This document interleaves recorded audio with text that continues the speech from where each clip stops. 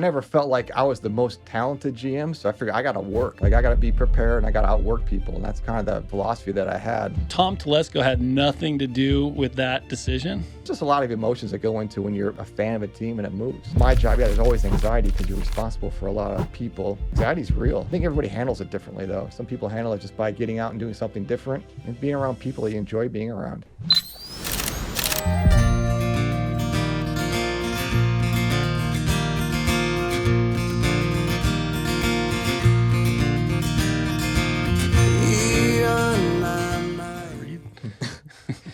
Tom Telesco, everybody. Thanks for joining us.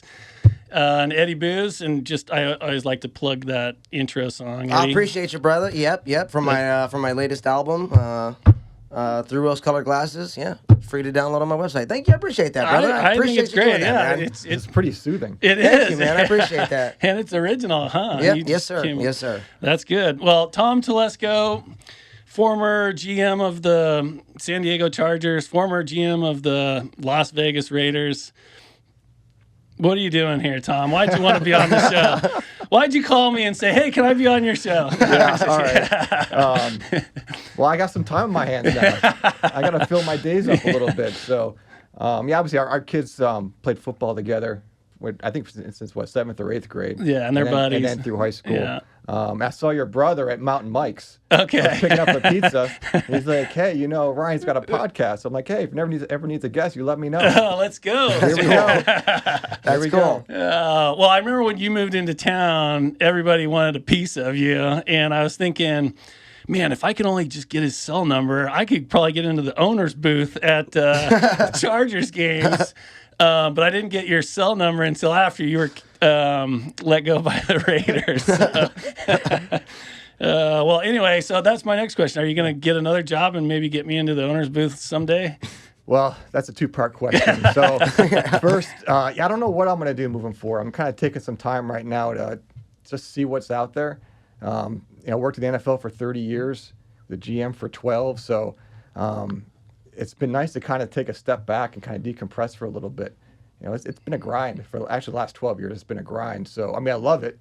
But I just kind of want to see what else is out there. I've been to football my entire life. Played high school football, played college football, and then worked in the NFL for 30 years. So for 38 years, I've been on a football team somewhere. So it's a little bit of a shock right now that I'm not, which is why I'm volunteering at CDM with their team in this Very fall, cool. just to I got to get back on the field somewhere. But I'm going to do some different projects and kind of see what pops up next year. Will I go back to the NFL? Possibly. I don't know. Would it be as a GM? Probably not. I think those days are probably over, but maybe in some other role where I can help somebody out, and we'll kind of see and go from there. As far as you in the owner's booth, I've seen you at games. I think you'd have more fun in the stands than the owner's booth.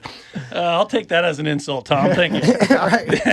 A quick question for you. So with the downtime, if you could snap your fingers right now and do anything, even if it's just take some time off for a year and then do something, what would that thing be like?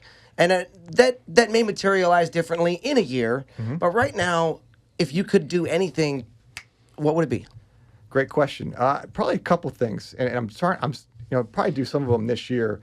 Look, like I said, I've been to football my whole life. Yeah. I have all this knowledge in my head that Sure. what am I going to do with now? So I do kind of educating fans, educating the public on what's going on, especially as a GM. Like, why do teams make certain decisions? What went into it? Some context, some background. Because I was part of it for a long time. So maybe some media type stuff. And then I really love advising young kids, whether high school or college, that want to go work in sports. It doesn't have to be football. It could be any job in sports, and try and help them kind of navigate that, because the supply of jobs in sports is small, but the demand is just really high. Everybody wants to work in sports.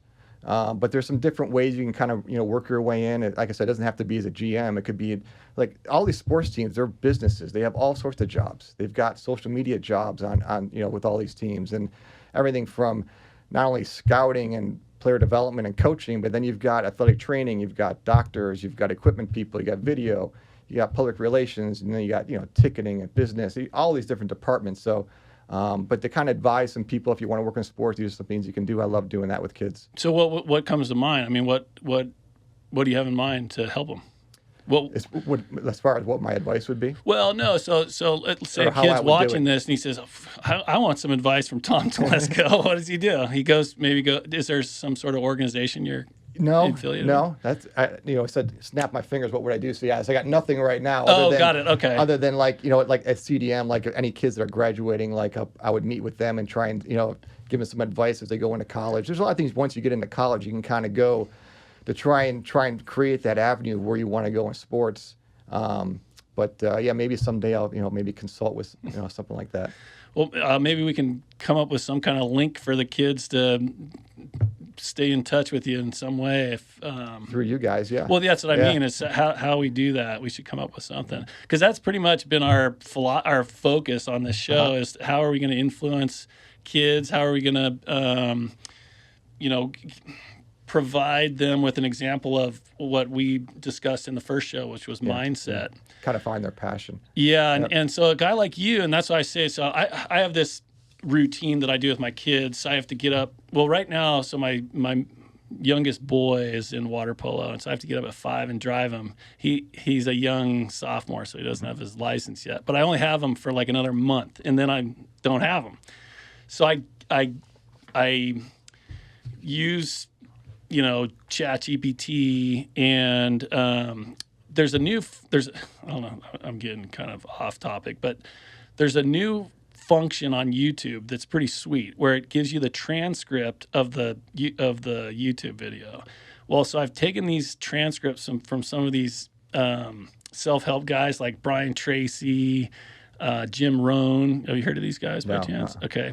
So anyway, they're like the original Tony Robbins guys. And then I have ChatGPT summarize it, and I give it to my son, and then he gives it to the coach. And so I say, cool. the reason I know that my son's reading it is because he would never give it to the coach if he hadn't read it first.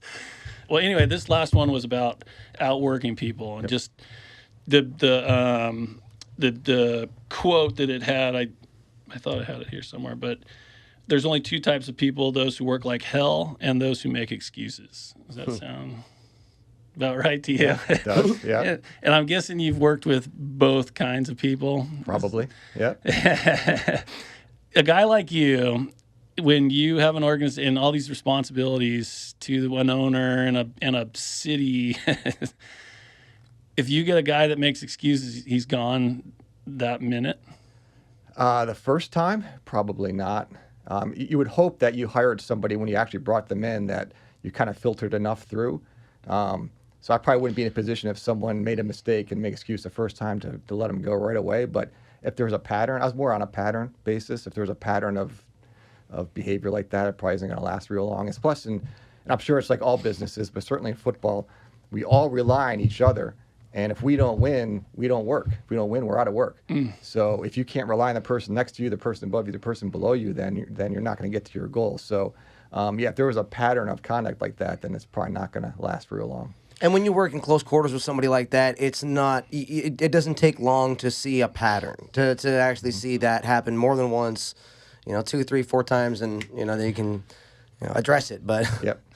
So what do you tell your kids about work? I mean, is that that's the advice you give them, is find something you're interested in, find something you love, and then outwork everybody at it? I like, for me, the NFL is so super competitive. So you got 32 teams. For me, I never felt like I was the most talented GM. So I figured I got to work. Like, I got to be prepared and I got to outwork people. And that's kind of the philosophy that I had. Like, no matter what situation would come up, I want to make sure we're prepared for it. Doesn't mean you're going to make the right decision all the time. That's never going to happen. But I want to make sure we're prepared and we work. So a lot of it's just outworking people. Like, I played Division III football. So you're not there on scholarship. You're there because you love to play, and you're there to work. So that was, that's kind of the way I was brought up. It's kind of like, I'm from Buffalo, New York. That's kind of the mentality when you grow up in the Northeast. You grew up in Buffalo, like, you work, you outwork people. As far as advice I give my kids, you probably do a lot better job, like, advising your kids than I do. I'm probably more like, this is just how I've done it, and hopefully they see it and realize there's different ways that can work, and hard work's one of them. I can see you kind of sitting your kids down with some materials and self-help and kind of teaching it to them. I never had a chance to do that. I'm probably not very good at that part of it. Well, it's so funny you say that because I'm trying to get through to my kids. I'm trying to get through to anybody. Okay. But I've discovered my kids watch these shows. So, I mean, I know it sounds goofy, but this is one way I can communicate with my kids. Yeah, by That's example. Yeah, yeah. And I like doing it. So, okay, so there's all these names. Obviously, there's a ton of. I do a deep search on ChatGPT on all the guests, and I boy. look for dirt, right? And there's no dirt on you. How is that? How do you have such a high profile life and not have any dirt? Because when you have a job that's higher profile, you can't. I mean, you just can't. I mean, it's part of the job. I mean, it's not like you have a lower profile than the head coach, obviously, but you're still, you're kind of out there. And that's part of the job. All the decisions you make, everybody sees them. They see all your mistakes. I mean, I'm sure you can find plenty of mistakes, whether it was, hiring, signings, whatever it is. As far as the dirt, you gotta live a clean life. That's part of the job. And if you're going to lead a group of people, you have to live like that. And so that's another topic I want to get into and hopefully get deep into is the idea of leadership. And at some point you must have realized you had leadership qualities that maybe you didn't know about. Was there a breakthrough moment for you that you recall when you were young that you knew you had the ability to do this job? Yeah, I mean, first of all, when I was young, I never thought about working in the NFL. Didn't even think it was a possibility. As far as the leadership stuff, when you're in high school and even in college, I really wasn't thinking about myself a whole lot. Like, hey, what skills do I have? I was captain of my high school team, captain of the college team, so I must have had some leadership skills. But I was never a big talker, not a rah-rah person, just kind of lead by example type. But when I was in college, I never thought about working in the NFL. I didn't even think it was a possibility. But somehow, by chance, you had all these NFL people that you went to high school with, and you were surrounded by. Yeah. So the GM of the Buffalo Bills, his sons went to my high school, and then that's Polian. Yeah, Bill Polian. Okay. Right. So I grew up in Buffalo. Originally, when he came to the Bills, he was a lower level staffer. Then he became GM. I think my senior year in high school. And then I ended up playing football at college where one of his sons went to play. So I knew some people there. And then when I'm in college, I get a call not from Bill Polian, but probably his secretary or assistant at the time. Say, hey, we need some college football players to intern in training camp. Work for like 6 to 8 weeks. You get paid basically nothing, but you can intern in training camp. And I'm like, yeah, that sounds good. Like I was from Buffalo, like I was a Bills fan. I thought it sounded fun. And I thought I could learn some things to be a better player in college. Never thought of the internship as something that could lead to working in the NFL. Maybe I was naive. I just never thought of it. So I did that for 3 summers.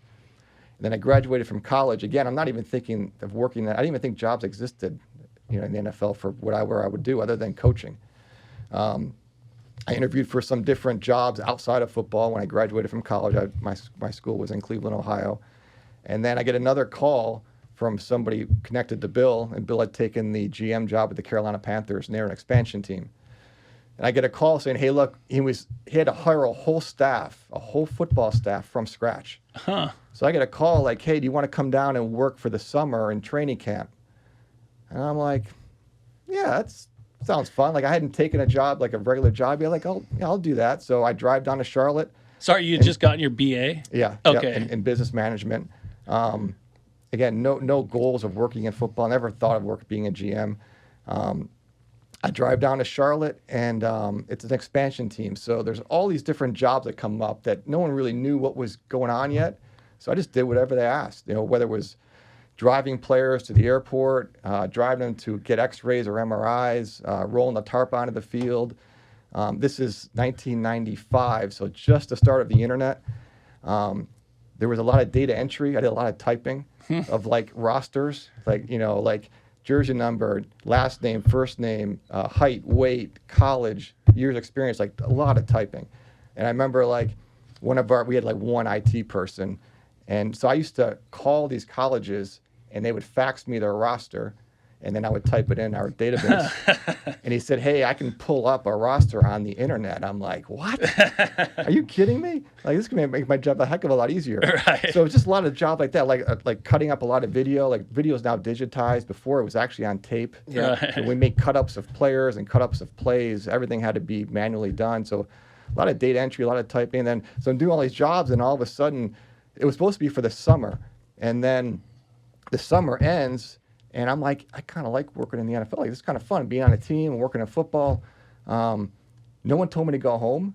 So I just kept coming to work every day like I was a full-time employee, even though I wasn't. Were you getting any money at So all? I was getting paid by the hour. Oh, okay. And they had said, hey, put down every hour you're working, because they were going to get audited probably their first year as an NFL team. So I'm putting down every hour, and I'm working like, we get in at 6 a.m., leave at like 11 p.m., seven days a week. So you had that mindset then. You were all I guess over that's it. just, I didn't know how the NFL worked, but when I got there, I realized like how much everybody was actually working. So it wasn't like, I'm just going to leave work and go home. Like, everybody else is still working. So I always keep, that was the mentality. It still kind of is, but that was the mentality. Everybody just worked constantly. So that's all I knew. So I just got in So that that same was the schedule. culture of that organization. And That was luckily that culture changed when I was with the Colts with Tony Dungy. He was more of a family atmosphere. Not that it wasn't family atmosphere with the Panthers, but the hours were hard. But I was single. I just moved down there. It didn't matter to me. I was working on football, so I loved it. Yeah. Okay, so then you go to the Panthers. Who was the GM there? Well, so Bill Poyne was the GM of the Panthers. Oh, okay. And then, sorry, I didn't yeah. end the Panthers. You And then end the up with Colts, the Colts. Yeah. Okay, so So actually, it's a long story. I won't get into it. But so Bill was actually traded. The GM was traded from the Panthers to the Colts. okay, that's where I was confused. So he went. Okay. So he went to the Colts, and then how the NFL works, a new GM came in, and I was probably gonna leave anyways and go with him to the Colts. But so I get fired from the Panthers by the new person that came in, even though I was gonna leave anyways. But and then I went to the Colts with Bill, and I was there for 15 years with him.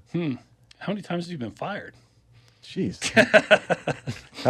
1, 2, 3. 3.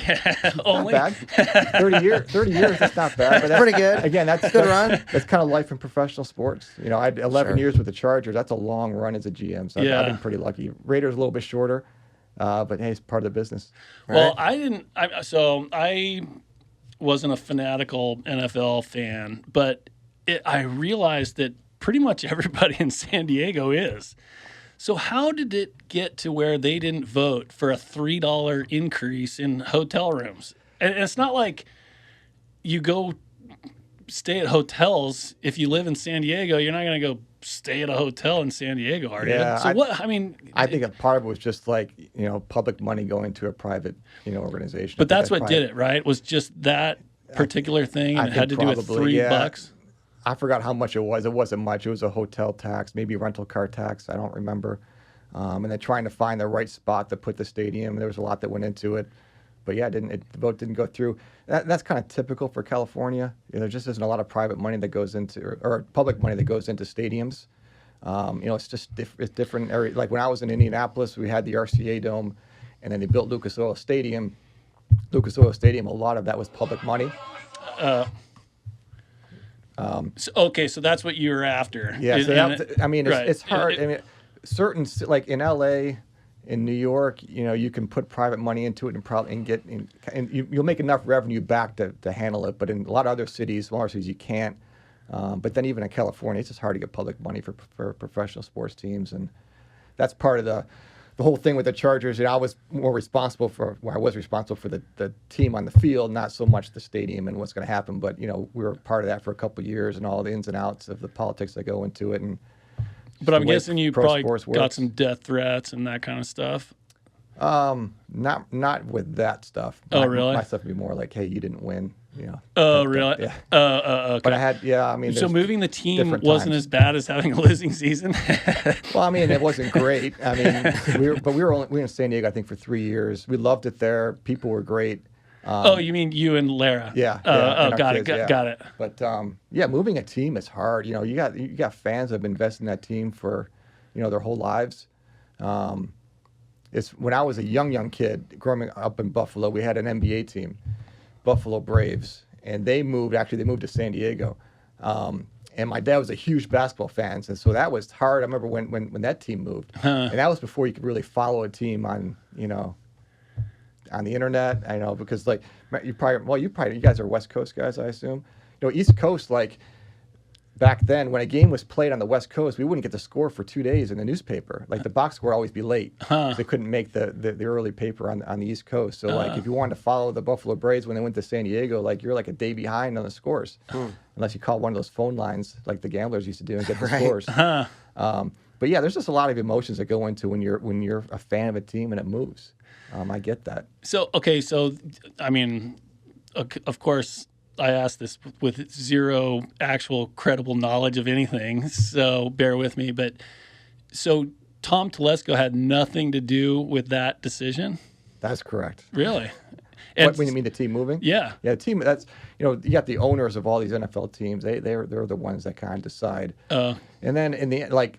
But you were blamed for it, or were you? I mean, I don't even know, but okay. See, that's really I wonder what the media in San Diego and how they felt about you probably not. I mean, it usually gets focused on ownership and the stadium we're playing in. It was not NFL quality anymore, and it was basically falling down. So there had to be a new stadium solution some way somehow, and it just couldn't get done. And one in LA got done, and like I said, this isn't the first time it's happened to different cities, but it happened. Well, I remember when you guys first moved, SoFi hadn't been built yet, had it? No, so we played in Dignity Health, whatever it was called then. It was StubHub, I think, StubHub Center.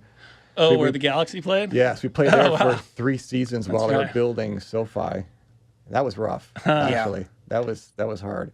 First year was kind of neat. Second year, okay. Third year was like, this is over enough. it. Yeah, exactly. Apparently the Olympics are going to host all the swimming events at SoFi. Did you hear that? No, but I saw at so Lucas cool, Oil in Indianapolis they put a pool in the stadium. So yeah. So apparently all the swim events will be at SoFi and all the water polo will be somewhere else. Okay. I'm not sure, but that'll be pretty cool. You don't know any people at SoFi. You can get us in the owner's booth there for swimming, can you? Yeah, I think I'm out of that now. Do you know anybody, Tom? Okay, well, so I haven't even gotten past my first page. Before we move on to, I just wanted to kind of just touch on something real quick here. Just going back to, you guys said you guys want to help the kids. You want to help the youth. I think it's worth mentioning, especially to the youth, that one of the things I heard from you, and correct me if I'm wrong here, but one of the things I heard from you is that one of the most important things that you utilized to get to your position was networking. Yes, you have to be able to swim. When you get there, when you get into position, you have to be able to swim. However, that's not necessarily like what you went to school for. You knew somebody who called you and said, hey, we got a position open here. You want to come in and work in the NFL. And I think that's something that I think a lot of people, especially the youth, overlooks. They think, I'm going to go to college, I'm going to get a degree in a field of study, and I'm going to go get a job in that field, when that just normally isn't the case. Networking is so important here, and I think that like I said, correct me if I'm wrong, but it feels to me like you said that networking led you into the field you're in and allowed you to kind of push your way up to, not necessarily rise in ranks, but like become someone who works in the NFL in general. You know what I mean? I think that's it'd be a different definition of networking. It wouldn't be one of those networking where you're shaking hands and meeting people. Exactly. So it's the networking of it. I always say this in sports. People always recognize hard work in sports because it's kind of like if you're looking for players, part of the things you're looking for is guys that work really hard. So even if it's different parts of the organization, you recognize hard work. So if you put your head down, do what you're supposed to, listen, big ears, small mouths, low ego, and work really hard, people are going to notice that. And then you may get hey, remember so-and-so, good hard worker, bright kid, let's give him a chance. Of course. And then you get into that field, and I think the big thing that I try and give perspective to younger kids coming up is the journey is long. Like, it doesn't happen overnight. Yes, exactly. It takes a long time. When I was on the path coming up, I didn't even think about being a GM when I was like a lower level staffer. I was just worried about doing my job the best I could, because if I didn't, they're gonna go get somebody else and replace me. So I was just really focused on whatever job I had. I was so focused on that role. I was never focused on, all right, if I do this role really well, I wonder where I'll get promoted to. Of course. Because you kind of lose your focus. And like I said, professional sports it's brutal. Like, you don't produce, you're out. So, Absolutely. And I think, and it could take years. Like, there's a couple departments. One is in scouting. There's a runway. We have these, we call scouting assistants. They come in, they're kind of like graduate assistants. They come in, low-level staffers. And then you have area scouts is the next move up. If one of those scouts doesn't leave or move on or get let go, these other young guys can't move up. So sometimes they get stuck for 3 or 4 years, Right. 5 years. You're making no money. You're working really hard. Like, hey, am I ever going to move up? And sometimes it happens quickly. Sometimes it takes a long time. Interesting. And you just got to, if you really love it, that's why you got to have a passion to be what you're doing. Because if you're not moving up quickly and you're not enjoying what you're doing, you're probably not working real well either. So for me, it was kind of a long run. But again, I was never focused on the end game. I'm just kind of, when I was on the Colts, we were really good. We won a lot of games. We went to 2 Super Bowls. We won a Super Bowl. And usually people on winning teams, you get those opportunities. That's why I got GM interviews, because the GM I worked for is in the Hall of Fame, and we won a lot of games. Yeah. But it takes a long time to get there. Yes. Performance. So it sounds like there's a lot of different aspects. Obviously, performance, Yep.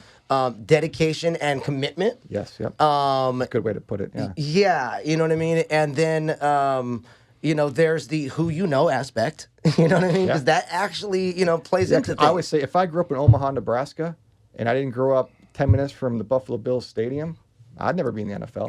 There's no way. Yeah, the opportunities would be slightly, I got might lucky. be slightly different. Right time. I also got lucky. Right time, right place. That the team I went to right after college was an expansion team. Right. If they were an established team, I would have never found a spot there. Right. More than likely, I'd have worked there for the summer. I'd have gone back to Cleveland. I'd be selling copiers, and then probably coaching high school football. And I'd probably be very happy doing it. I wouldn't be on this podcast living in California, but I'd be happy doing that. But Sure. I got a lot of it's just luck. Yep. So, Okay, so I've been meaning to ask you: do you think of yourself as a coach, and do you think of yourself? I'm guessing you do, and then No, I don't. Well, Yeah. okay. So let me ask it a Yeah. different way: could you coach? You could. I'm guessing I could. I You don't could know go if- coach I a don't- high school team and be a successful, good coach. it would. No, I don't think so. I think it would Oh, take me really? some time. Yeah. Oh, okay. I've never, other than working some football camps a long time ago, I've never coached. Oh, I've always been in like administration, scouting, but as far as on the field, yeah, I can run drills. Can I call plays like Kevin Heddig right now? No way. really? No way. Oh, interesting. I've never done it. I've never been in a game situation where the game flow and what to call, what to do. Like, I'm always the guy upstairs that are like with our staff. Like, God, I wish we'd have done this. Wish we'd have done that. But I've never been in those shoes before. Huh? Interesting. It's just I wouldn't have guessed that. It's a different dynamic. Yeah. When you're a general manager, and like I was in scouting for a long time, and salary cap and contracts. But as far as like on the field coaching, I haven't done a lot of that. No. Okay, so then I'm guessing then you don't have much to say about Heddig's policies or decisions. I mean, there's. Well, I shouldn't. I was you know. gonna, no, I was trying to think of a better way to say that, but you know what I mean. It's Well, part of what I'm doing there right now, I'm just like a resource, for players, coaches, because like I said, I've been in football my whole life, so I've Right. seen a lot, been around. so there's a lot. nobody there that won't want to talk to you. I mean, like I said, I have my skill set is small, as where it's really just it's football and sports. But I've been around a lot, seen a lot. I've had all sorts. I've probably gone through everything you go through, and like with a sports team, and that includes the X's and O's of football. But again, I haven't done a lot of coaching. I don't think they're going to be coming to me and asking, "Hey, on 3rd and 3, what do you want to do here?" That's not going to be my role, and it shouldn't be. Okay. But there's other things I can do to help out. Right. So okay. So then, when you're sitting in the owner's booth watching a big playoff game or a game, Yep. you really don't have opinions of the Oh no, I got plays. opinions. No, you do, but I always try to have perspective on that, because the coaches, they're 6 days a week, they're either at practice or in a film room putting together a game plan 24/7, trying to figure out how to attack the other team. Okay, I'm not in those meetings. Got it. So it's hard on game day to sit up there and criticize what we're doing unless I want to sit in those meetings all week and be a part of the coaching staff. So Okay. you hire the right people. More times than not, they're going to do what you like. But But again, it's football. There's another team that's getting paid on the other side. They're trying to stop you. So not every play is going to work. Right. So but I used to try and preach just like some perspective on what we do, and like people make mistakes, sure, but yeah, that's the whole play calling thing. Always bothered me when people complain about play calling, because it's like unless you're in those meetings in the game planning part of that, like it's just hard to criticize. You mean that. people like administrators or people Anybody. like the fans? Fans, Oh, okay. Just my play calling my in family, general. Yeah. Whoever, other staffers, stuff like that. So.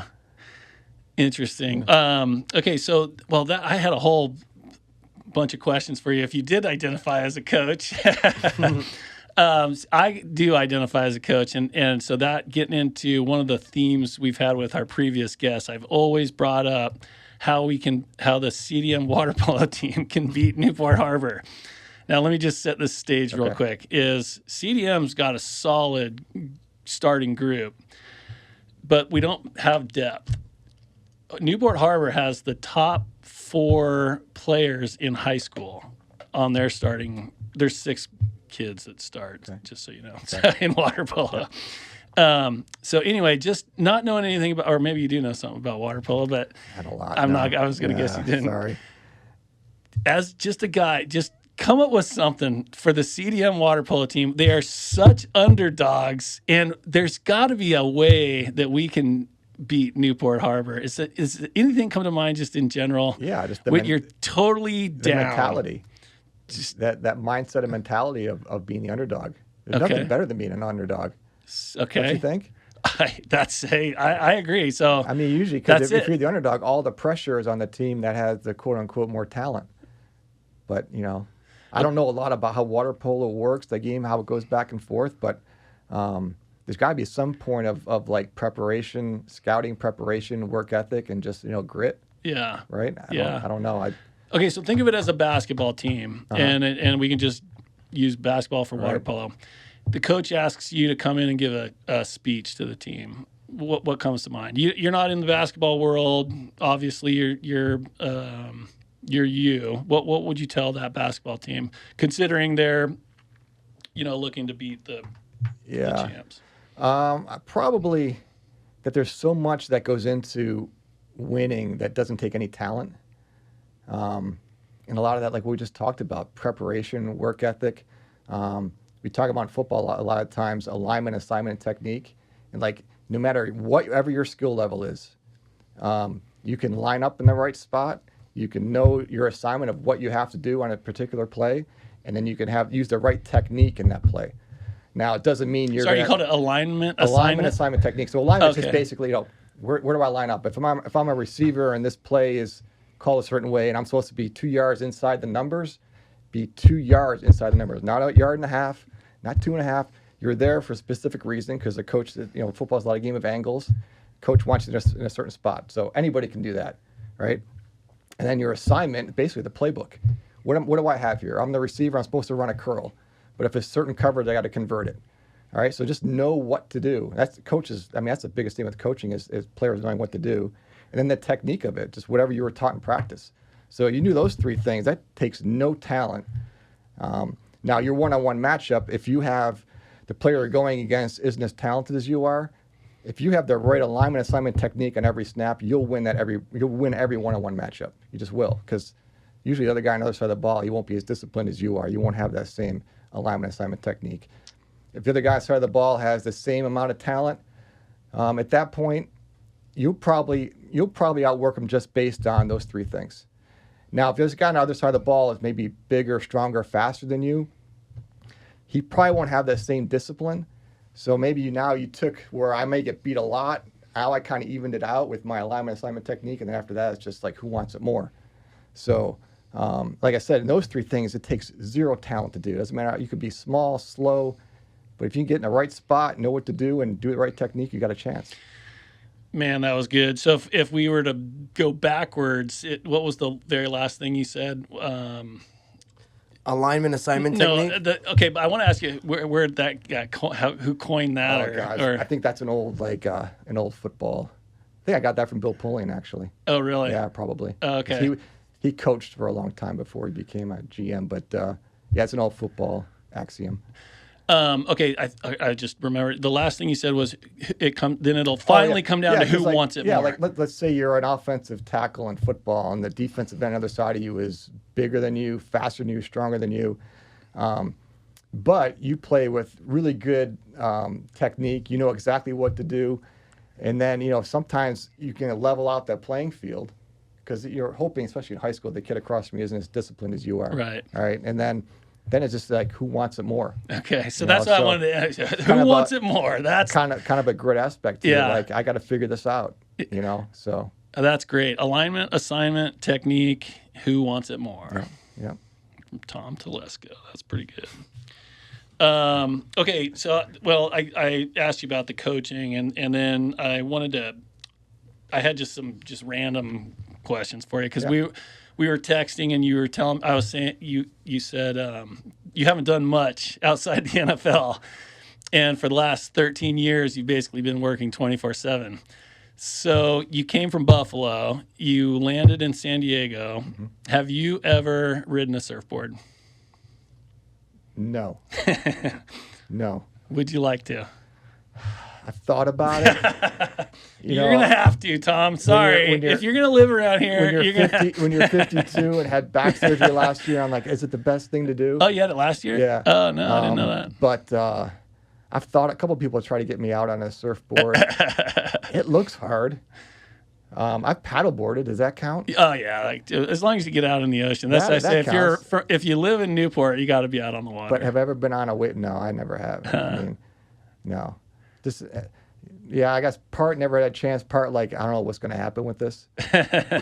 So So okay, did you have anything other than football as hobbies? I mean, do you golf or so play tennis? I just started. I always said like when I'm not working as much, I want to golf. Okay. So I've been working on that. I've had plenty of time to do that, kind of learn the game of golf. But good. my hobbies mostly when I was working, because the kids were either in grade school or high school, was just going to their events. Yeah. Especially like high school football games and that sort of thing. So that was my hobby. Like Friday nights, that was great for me just to kind of get away from work for a little bit and watch our kids play football.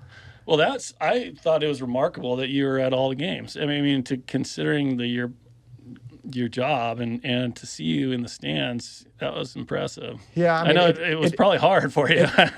It helps when your kids play a game that you love, so Yeah. that helps. But I realized my daughter played tennis at Mater Dei, and I didn't realize till her senior year towards the end that I hadn't been to one tennis match, and that bothered me a lot. And I went to her last one, and I'm like, I can't let this happen. Like, because the kids are only, you're only in high school for 4 years, and they're out and gone. So, now again, it helped that my boys played football, but like even their basketball games, you try and be there. Oh yeah, you had the basketball games we too. have You were cell there. phones, so if somebody needs you, they can call you. But the job does kind of, it takes over your life at times, and there's travel involved, obviously. But no, for me, like some of the best memories are just watching high school football on Friday nights. Yeah, So for sure. So, really, golf recently is like the first thing that you've done for yourself in quite a while. Then, like for Yeah. you. Yeah, and pretty much. Interesting. Wow. Let's get you It's just, surfing. it's just not a ton of time when you're working. So, I understand. because you're working weekends. understand. And there's always stuff going on, and I guess I never had a ton of hobbies other than like kind of working out, going for a run, stuff like that. So now Sometimes I've you got gotta. some time. Sometimes you have to make that time. Prioritize it, You yeah. have to, dude, because you can't.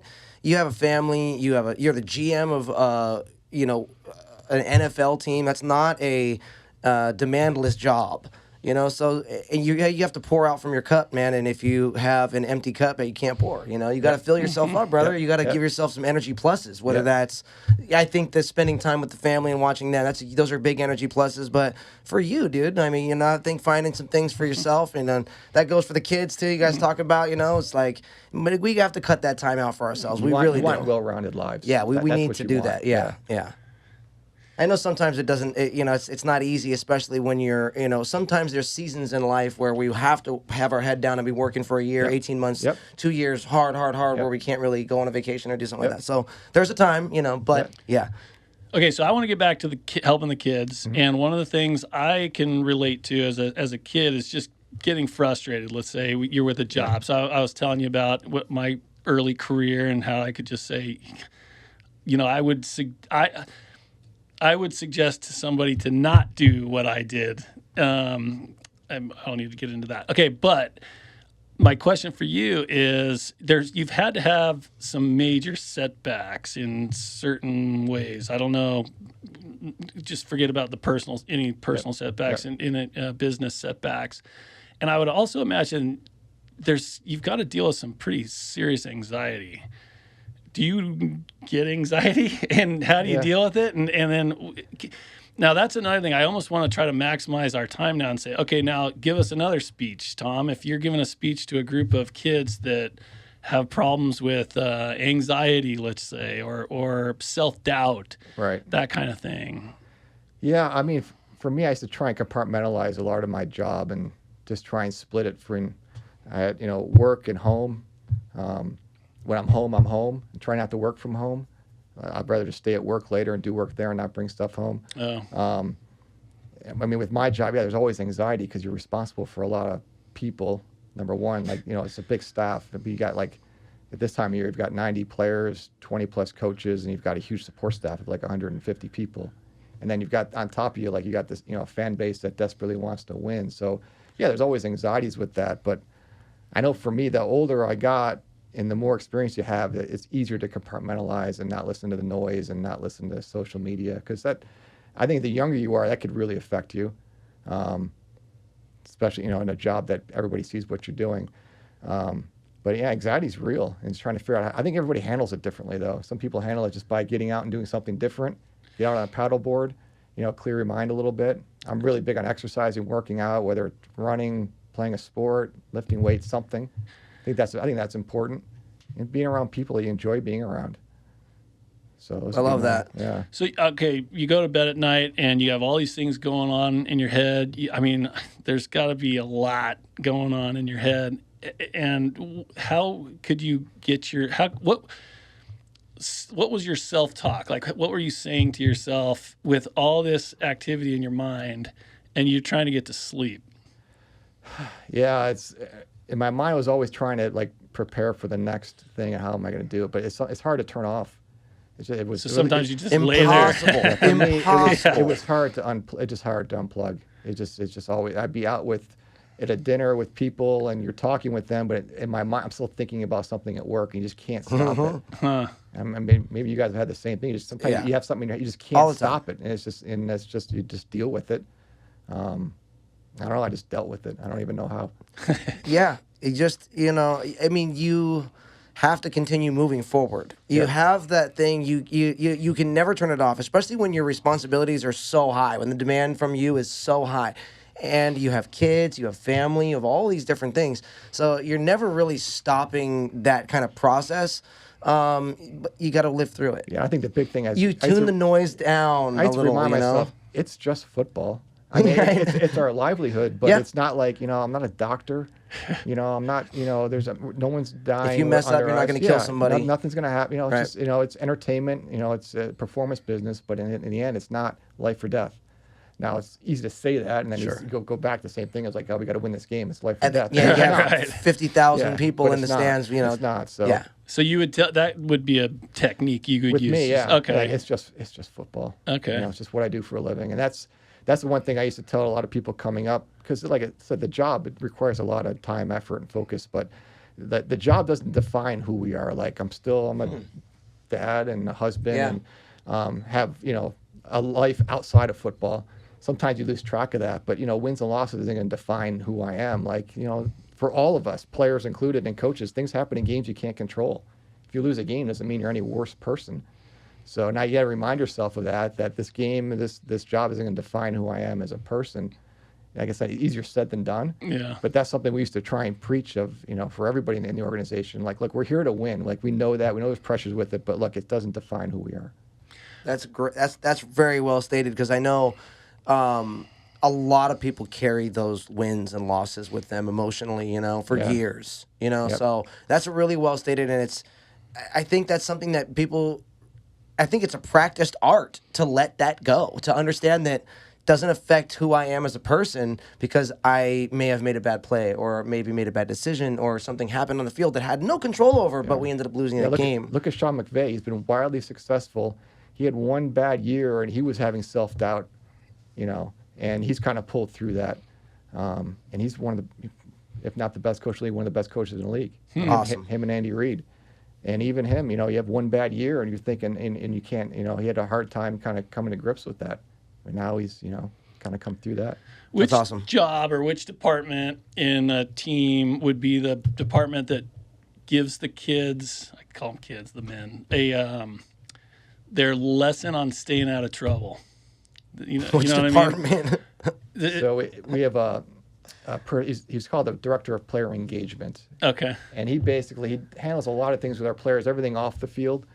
And a lot of it's education based, especially kids coming out of college. Like, hey, once you become a professional athlete, and kind of helping them with everything. Because we have players that come from all different parts of the country, even parts of the world, but mostly parts of the U.S. Different demographics, raised differently.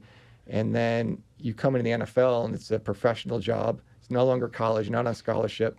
You've got to show up on You got time. to show up. Yeah. It's like there's a lot of responsibilities. There's a lot of responsibilities off the field that we try and lessen the amount of distractions they have. Because, like, say you're a young kid and you've got a $10 million signing bonus. How are you going to handle that money? Now, they all have financial advisors, they have agents, but we try and have some education, too, on just living as an adult, because we want to make sure they can focus on being a great player, which takes a lot of focus. But we have a department that kind of really handles a lot of that, of education with the younger players, and even for the guys that are veterans too. It's resource for them as well. I would imagine the college teams have that department also. Yeah, I think I'm not as familiar with that, but I'm sure they do, because the jump from high school to college is big, and then the jump from college to pro is big. It's even bigger, even if you come from a bigger school. It's a large jump when all of a sudden you're doing it for a living, and you're also doing it where, say you make the team, you're as a rookie, and every year you got more competition. Actually, every day. If you look at the transaction wire in the NFL, every day there's players being released and signed.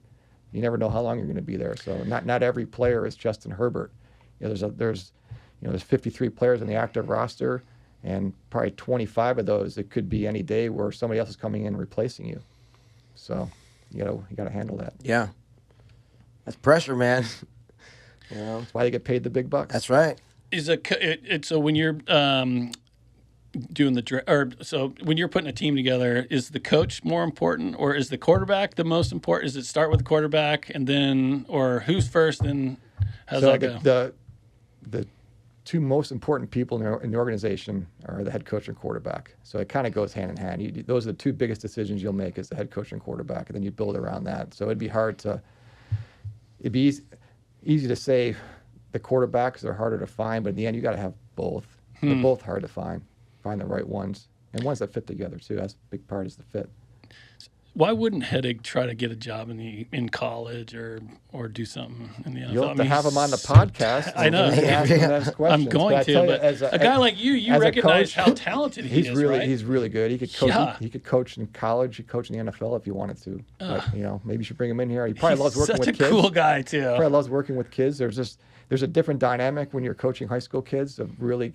Because, again, most of these kids are not like your son Russell. They're going to go play at UCLA. Most of the kids are playing high school football for 4 years, and then they'll move on to something else, not in football in college.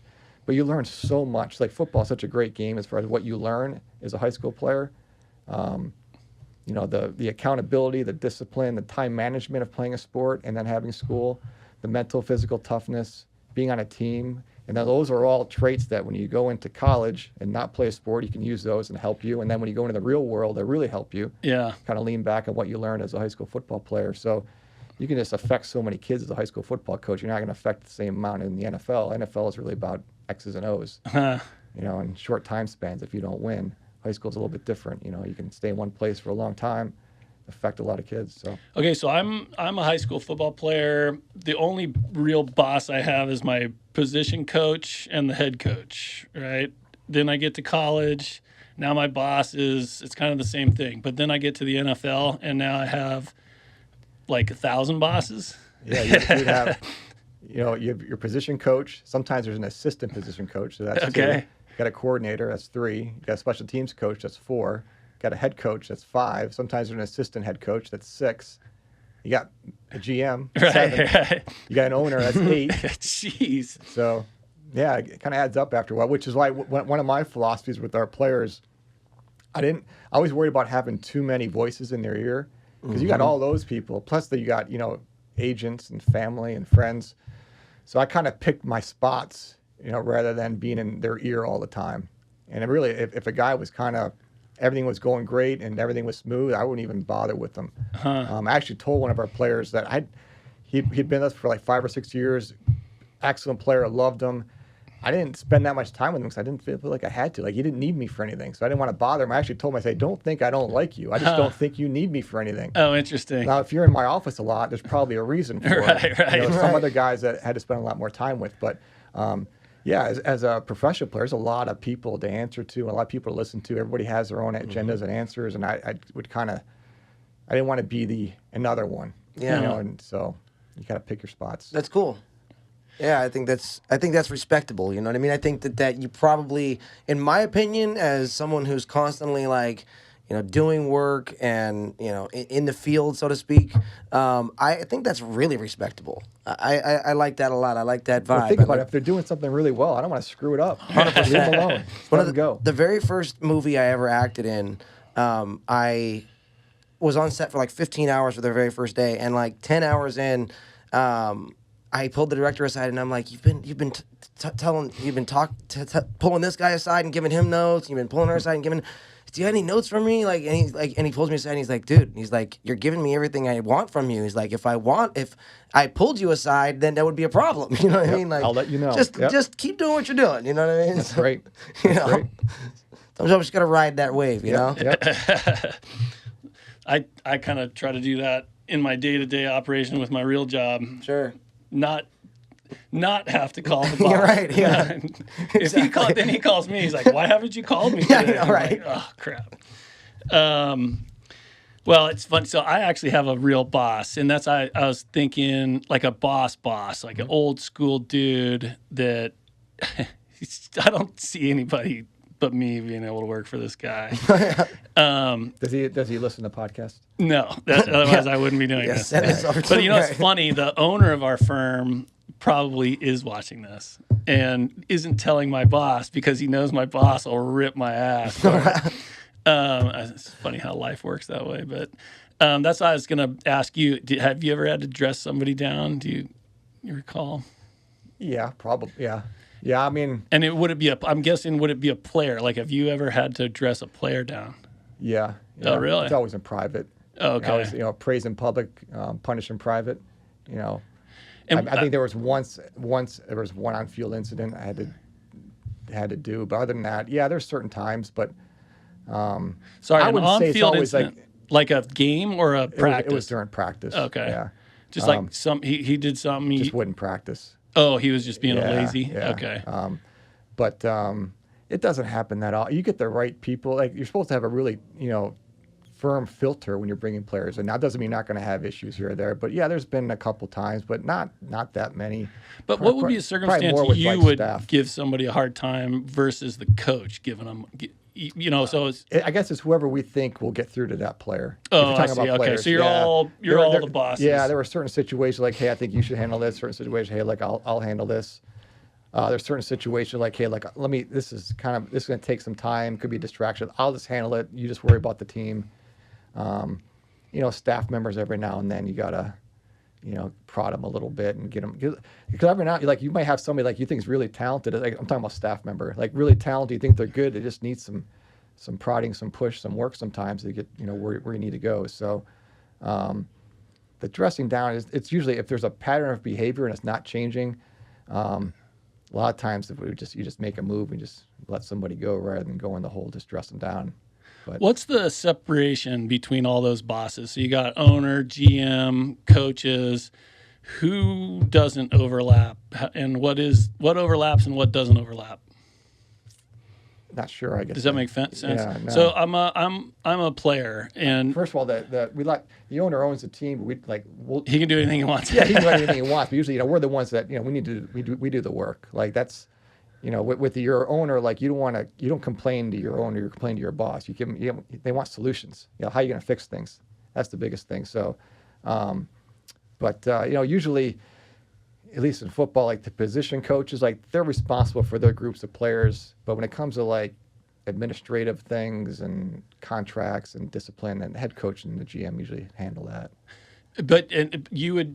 So you and the owners are hand in glove, or does the it owner better give be. you the authority to just do it? Yes, yeah. Oh, really? But you always keep them informed of what you're doing, the reason why. When I was with the Chargers, they were great. They hired me to do a job, and they let me do my job, with support, fully knowing that there's a lot of decisions you make that they don't work. But hey, this was the thought process that went into it. If you have a really strong process, you can kind of always rely on that. It just doesn't mean that the decision is always going to be right. But if you have a really solid process, at least you can you kind of lean back, and usually you'll be right more than you're wrong. That's always say. We're always trying to increase our odds of being right on a player selection, trying to increase our odds of being successful. Doesn't mean you're gonna be right all the time, but always keeping them informed of what you're doing, and but never forgetting that the owner who owns the team, it's their team. If they want to do something, then you do it. But usually it's a shared vision. Like the owner hired the GM, hired the head coach for a reason because they have a shared vision, and then you go from there. Are there other?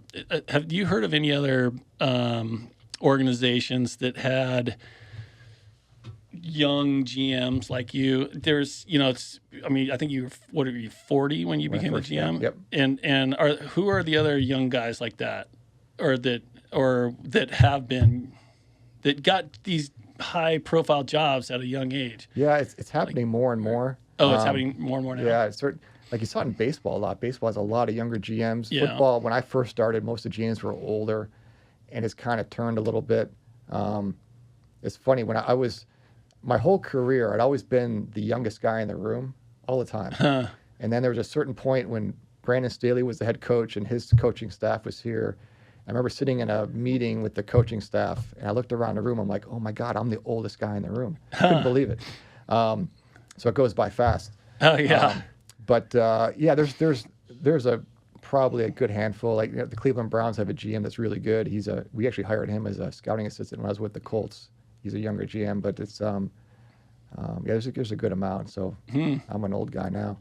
So that's what I say for the kids. They go to college, they graduate from college, they can copy your route and get an internship. The best way to get in any professional sports team is internships. You get a chance to get in. You kind of see what everything is like. You might not even like the environment, like the job, but But the big thing is you get in, you get a chance to work, and it's almost like a tryout. So they can see what you can do. Internships are hard to get, but that's the best way in. And the best time to do that is right when you graduate from college. You're usually not married. You don't need a ton of money yet because internships don't pay a lot. And you have a lot of extra hours on your time on your to do work. So that's usually the best time. I always tell kids, if you want to work in sports, don't graduate from college, go work in investment banking for 5, 6, 7 years and decide, you know what, I want to try the sports thing. By that time, it's going to be really hard. Okay. To drop back down, not make very much money, all the time you got to put into it. So I always, come out of college, give it a shot to see how far you can take it.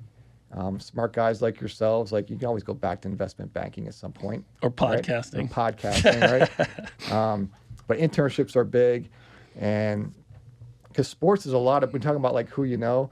If you get into a sports team and show you work really hard, there's a loyalty factor in sports.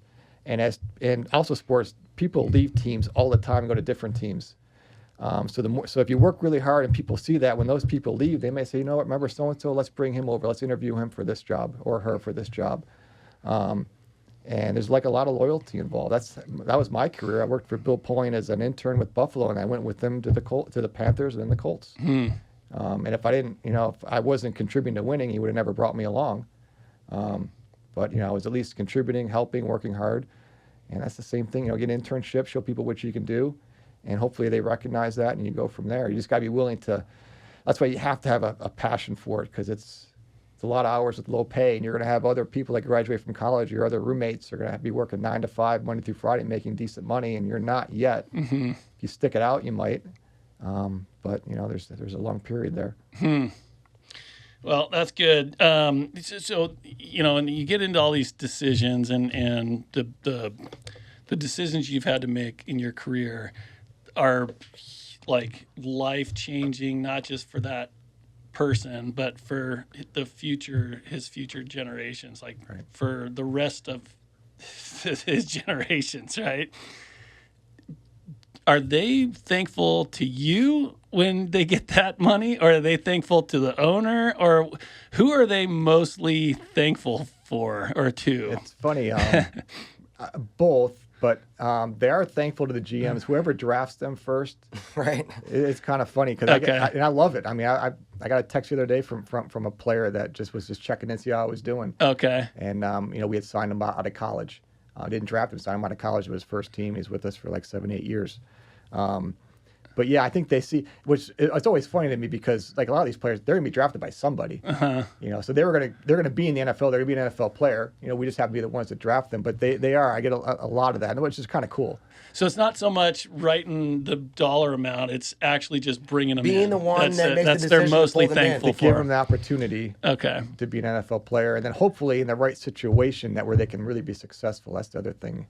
One of my favorite movies, genre like notwithstanding, is Draft Day with Kevin Costner. And is that an accurate portrayal of what of how a GM's job is, or Okay, I'll how say much this. you're hated and how much you're loved, like the whole polarization? When we leave this podcast, you can do your homework now. So when I was with the Chargers have an unbelievable social media team, like the best in the league, super creative. Just the content they have is great. So I forgot what year it was. We were in LA. They came to me and they said, "Hey, look, we want to do this thing where we put me in a room and we're going to show scenes of Draft Day." I'd never seen the movie. We're going to show you a scene of Draft Day, and then we want you to comment on it. So, so it's on YouTube. You can search it and find it. So, it was like, I don't know, maybe like 30-minute thing. So they showed me like, I don't know, say 5 or 6 clips of Draft Day, and I gave my thoughts on it. No, it wasn't that realistic. No, not even close. No, it really wasn't. The answer is no. Yeah, I mean, Have you seen the movie yet? so I've seen all the clips? Yeah, so I saw the clips, and there were a couple things I thought they did a decent job of, but a lot of it just wasn't. But it's a movie, too. Of course, right. Is it a good movie? It's a drama. It's a great movie. Oh, really? Okay. It's a great movie. I didn't never Kevin even heard of Costner it. plays the GM of, I believe it's the Browns. Yeah, it was the and Browns, it's yeah. like it's the whole movie takes place over one day of Draft Day, and he has to do some positioning and moving around of You'll certain like the things YouTube and video players. because they showed me some things, and I was just like, it's kind of wide-eyed, like you didn't. I'll, There's no way that's I'll watch it today. I'm There you gonna go. watch it when I get home. I asked that too because you said that the players appreciate you guys, and the GMs, especially when you guys are the ones who bring them on. And that was a huge part of that movie, was his relationships with the 3 players that he was considering drafting first that day, his first pick. You're making a big investment in a person, especially, and that was a quarterback I think they were drafting too. So There was a couple. Yeah, There was a couple, Bo yeah. Callahan guy, and then there was the quarterback, But that's and gonna there be was a the running face- back, the and face of your franchise. Yeah. So, which is why we were so comfortable with Justin Herbert. We drafted him, but it's such a big decision. I mean, that could, could go either way Yes. depending on who you take. So, and you would like some relationship between the GM, the head coach, and the quarterback, because that's where you're going. Absolutely. He's taking you to the promised land. So, there's a lot of work that goes into that pick. So at least that part of it is true. The relationships and the connections between the GM and the players that you guys and do I believe think- in and and draft. It's funny, like, when you draft players are, 20, 21, 22, 23 years old, and if they're with you for 10 years, you really see them grow up in front of you. All of a sudden, they're married, they have kids, Yeah. which makes it hard on. It's a third of their on me. lives. Yeah, you see them grow up in front of your eyes, which is hard. It's always hard on me. And then they're playing for you. They're on the field, giving up their blood, sweat, and tears. Right. But you also know at some point you're either gonna have to trade the player, cut the player. Very rarely do we get a guy that just retires on his own. Happens every now and then, but yeah, you form bonds with these guys. Yeah. I always have to be careful because you can't, You are their boss, Yeah. but I mean, the guys that like work hard for you, it's hard not to have that Yeah. close bond with those guys. But you Yeah. also know it's a business, and you have to make tough decisions on when to move on from players, and the next player comes in. And I always tell the guys like, hey, look, they're gonna move on from me from some point too. So it's not just like we're just releasing players all the time. Like at some point, the owner's gonna come in, which has happened twice. Like, hey, look, we're gonna move on from you, move on to somebody else. It's just part of the business of professional sports. What player have you had? If this has ever happened to you, what player have you ever had to let go that really was hard to do? Oh, man. What was the hardest one There's that a you had to couple. like pull in your office and say that you were so connected with, and you were like, dude, I'm sorry, but I There's a gotta let couple, you and I'll go. probably miss some, but when we didn't bring back Melvin Gordon, that was hard. Like I loved Melvin Gordon, great kid, super hard worker, really talented player. But you're making decisions for the whole football team. Yeah. That was really hard. There's been a lot of them, which is good. I think that's always great. a good thing. That's it means, that's a it means huge your, deal. your scouting Yes. staff are bringing in the right players. It means your coaching staff is coaching those guys up into your culture. That you want it to be hard. I mean, Yeah, but you're connecting with them on a personal you wanna level. connect- That's the 'cause beautiful part if of you're it. You releasing know, a player that's been just a pain in the ass, it's like those are easy. Like you just Right. move them on out. But it's the ones that But so you want to have more tough decisions than easy ones. Sure. So it means you're doing things the right way. Yeah. We got to make really tough decisions. The guys that you love, but everybody has a shelf life, including coaches and GMs. Yeah. So I got to give a shout out to one of my Cal Bears. Do you know who I'm talking about? Not yet. Who would be a Cal Bear that worked for you that comes to mind? Keenan Allen. He was a Cal Bear? Oh, okay. Well, I was thinking of Dave Bin. Oh, he was before me. Oh, he was? Yeah. Oh, okay. Yeah, I shoot. think 'Cause- he retired the year before I got to the Chargers. Oh, shoot. Because I wanted to ask you about him because I didn't know him, but a bunch of my buddies know him, are friends with him. And they always said he had the best job in the world. Well, he was This also guy. one of the best that ever did it too. Oh, really? Which is why he did it for so long. Oh, Yeah, He okay. was really good at it. Yeah. I can't remember who I was just talking I'm sorry, to. He's a long snapper. Oh, yeah, okay, but he also dated Pamela Anderson. nice. So you knew that, right? Yeah, yeah. yeah. So, I mean, that's what I was going to say. Did he really date Pamela Anderson? Or was that I guess just he did. I wasn't there at that time. But, right? That's it. Yeah. So I was just talking to somebody about long snapping. It wasn't you, but whoever it was it's not an easy job.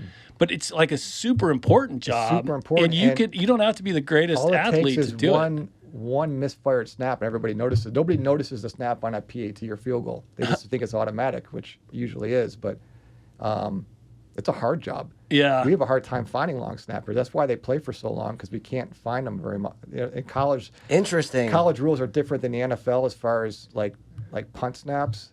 The long snappers in college are much smaller because they have to run down and cover quicker than the NFL. The rules are you can't leave the line of scrimmage until the ball is kicked. So our snappers are bigger because they have to block more. So we have a hard time finding college long snappers that can come be professional long snappers. You hear So- that? You hear that, players? You want So the if you can NFL? long- I was thinking I Long might switch snappers, Russell to long snapping. Big demand. he's too small, but Okay. and it's such a repeatable. That's why a lot of long snappers Yeah. are good golfers because they can repeat the same Interesting. motion over and over. Kickers are usually good golfers. They can repeat that motion. Yeah, muscle memory. That's Muscle memory, yeah. interesting. But yeah, if you find a good long snapper, they're good as gold. Huh. And That's they're awesome. pretty well protected from injury, right? Yeah, there's rules now that you can't just blow up long Smash- because their heads yeah, are down. You exactly. can't smash them, so they're protected a little more. But it's not an easy job. Huh. Yeah. Okay, we're gonna let you go, Tom, but I want to come up with like some sort of follow up for the kids, and so I'm just throwing shit against the wall. Sure. We'll come up with something. Ryan always says. Ryan always does this thing, and he Well, I didn't do it this time. there's a saying. You've heard the saying. Teach a man to fish, and or give a man a fish, and he'll eat for a day. Teach a man to fish, and he'll eat for the rest of his life. Yep. Can you give us a fish? Not teach us to fish. Just give us a fish. I Give thought us you a were little gonna talk advice. about if I can kick his ass. Oh, yeah. No. Just give us a fish. Give us something that every college kid out there can apply to their lives, apply to their sports, apply to whatever they're doing. Doesn't have to And be an athlete either. doesn't even, whatever it Yeah. is, whatever it Yeah. is, academics, life. Just give your best life advice. Give us a fish. Man, it's tough. I'd probably say if you're a college student, probably volunteer in something that what your passion is, whatever that may be. Love that. So volunteer, plus you got time in college. Put yourself around those environments. Nobody's taking classes from 8 a.m. to 8 p.m. in college. There's a lot of dead time, especially if you're not playing a sport. There's a You lot just of said dead nobody's time. taking classes from 8 a.m. to 8 p.m. Nope. They may be When do they studying. take classes? Well, I'm saying not all day. Right. Yeah. So you have like two I or was three gonna say, classes. how'd you know about Right. me? Yeah. How'd you know that? You got like two or three classes a day. You got some studying to do, but you got some Right. free time. Go volunteer somewhere. That's a good great idea. idea. If you want to work in football, but maybe didn't play football, then go volunteer at the high school that's near you or college, or volunteer at your college's athletic department. They'll take the work, Wow. you know, and that's actually a good way of networking too. Because you can, if you want to work in a sport, sometimes, I mean, it could help that you played the sport, but if you didn't, there's still other ways you can get in, and a lot of it's just by volunteering and learning it as you go. Well, now they have sports management degrees. Did they A have lot of those? schools. No, I mean, when I was coming out of high school, probably not as many schools did. I didn't even think of it at the time, but there's a lot of schools that have that degree now. Yeah. Yep. I think it's a master's level. There's a master's level. Some to schools it. have it That's as cool. a bachelor's. Yeah. A lot have it as a master's degree. Interesting. There's some schools that are really known for it. Yeah. There's some big, like Michigan has a great program. Ohio University has a great program. There's like some different schools that have some really good sports management programs. And Wow. the great thing about those programs too is the networking part of it. All the alumni that came through that school, that went through that program, you kind of lean on people like that. So that's, if you do want to work in sports, I always say you don't have to have a sports management degree, but it could help you. That's cool. Yeah. But get into it early because Get into it early. Don't Yeah. wait. Yeah, get into it early. Yeah. All right. Well, did we leave anything out? Let me see. So I got mindset. Oh, I see a lot of red ink on that. well, I know. I was just making notes. Okay. Well, this is my top note. I was going to just fuck with you. But so when we first met, I don't know if you remember this. I can't remember where we were. We were at a football game of some kind. But anyway, you were with, what's his name?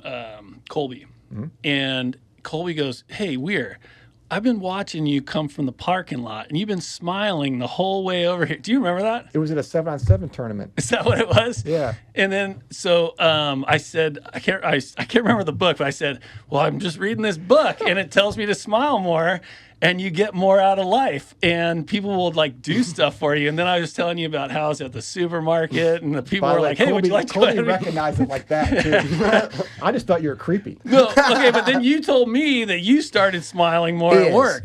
So there was a time early in my career, I had a boss that was, I learned a lot from, but he was tough, really hard, old school. So we're in these meetings and he would be giving opinions on players and he would just dress you down, like yelling, screaming, swearing at you. So after a while, what I did when he was yelling at me, I would just smile back at him. And he used to get them all like what I'm trying to dress them down, and just to kind of just show them that, hey, look, you can say whatever you want, but you're not going to get me. Right. Like Get into my yeah, soul. like Yes. I'm listening. Like I'll take the constructive criticism and I'll learn from it, but you're not going to get me. Like Exactly. it won't happen. So Well, then he so wasn't that's why like I my used that. boss I'm because just my gonna boss smile. won't give up until That's the I kind of thing pretend like that, I'm on my back. Right. That's the kind of thing that will make people stop doing that. You know what I mean? Exactly, yeah. Seriously, when they realize They'll that move you're on to somebody smiling else. through that, they're like, Yeah, God, yeah. it's infuriating to them Not that they driving can't home. get through it. Yes. Yep, I'll move on to somebody Yeah. else. Well, what I realized about bosses is they're always right. So, Wow. That's why they're the boss. yeah. And then I got this lesson early was the boss is always right, even when he's not right. So course. so for the kids, if you keep that in mind, because that's something that can get you derailed Mm-hmm. when you start to argue with your boss because you know you're right. You know, There's yeah, a fine it's- line. 'Cause yeah. as a course. boss, you got to listen and learn part of it too. Doesn't mean you have to always take the opinion, but you got to listen. At least show that you're listening. Yeah. Or else you're never getting any opinions back from anybody that's working with you because they're not going to bother giving you an opinion. Exactly. Well, it's okay. Then you went. You mentioned the scouts that have a senior scout ahead of them, and these guys might linger if these guys don't move on. Right. If that is the case, is there any advice or a way to break through these guys, or they're there and they're not hard. going anywhere? It's hard when you're scouting is such a narrow field. There's Okay. really no. Yeah, I mean, you go into coaching somewhere else, but Yeah, you either go somewhere it's else such a or narrow wait. field. Fun about Some it. other jobs, there's a little bit more different avenues to kind of work in, but scouting is difficult. As plus with scouts, a lot of times as they get older, like they just scout forever, and then jobs don't open up. For sure. why would you want to stop? You know? Yeah, yeah. Okay, and then did the Raiders got rid of the head coach and brought in Pete Carroll? Is that what Correct. just happened? Yep. Okay, Yep. and have you ever worked with Pete Carroll, or No, no. do you don't know him? No, I Do you- know him a little bit. Yeah. Okay, so would you say he's one of the great ones? Yes, Okay, yeah. so what makes him so great? And is there anybody who's the greatest? Who comes to it's so mind when you hard. say what's the first thing that comes Like to I mind? always say, like right now, like in the league right now, like Andy Reid and John Harbaugh and Sean McVay, like those three guys come to mind first. Okay. But Pete Carroll, Pete Carroll was out for the last couple of years. So, but Pete has amazing culture, energy, and he can pull, like whatever your talents are you have, he can pull every ounce of that out of you, and enjoy doing it. That's cool. Yeah, it's just, That's he's pretty special. Like when he was at USC, special there, special with Seattle. But there aren't very many people like him. So, but how does a guy like McVay, when he's in his in his early 30s, young. how does he have the same kind of impact as a? God given, it's just like he's special. But he can. I mean, he's that special. Yeah, McVay he's is really good. Yeah, Really, he's yeah. just an inspirational Yep, dude. Yep. Some Really? people just have it. I love that. It's hard to define sometimes, but you have to connect with all different levels of people, and some guys just have it. You know what? That's what makes a great movie director too. That's the exact same thing that makes a great movie director, who can just see that talent in somebody and pull it out of them. Yep, yep. Just pull them aside and have some words with them, and that person just comes alive. You know what I mean? It's like, You have to connect with different people, different yeah, ways. yeah. That's really interesting. That's a pretty interesting skill to have. You know what I mean? So, yeah. Wow. Right on, Tom. Well, I think I told you I could kill an hour easily. Man, It's over and over an it's hour. got to be more than an hour. Hour and a half. No. Well, no, because we didn't start. It started about 10, 20. See, I told you. 10:24. There you go. There you go. Yeah. No, it's been a great episode. In yeah. fact, we'd love to have you. I'd love to have you back. Actually. I'd love to have you back and talk to you just more about, the We'll be more prepared when you come back. the mental, notes there? yeah, I'd love the I mental didn't- game I didn't and do- things get along to those any of my lines. notes. And, Yeah. but yeah, man, that's wonderful. thanks Thank for you having so me. much. Yeah. Oh man, Yeah, I appreciate anytime. it. And then obviously the invitation's open to come Yes, use the please. studio. Yeah. Sounds good. Yeah, it's a great setup here. A lot Yeah, of resources. totally. Yeah. What? Well, thank you guys so much for joining us today. Thanks to our guest, Tom Telesco. And thanks to our host, Mr. Ryan Weir. We'll see you guys next time. Take care.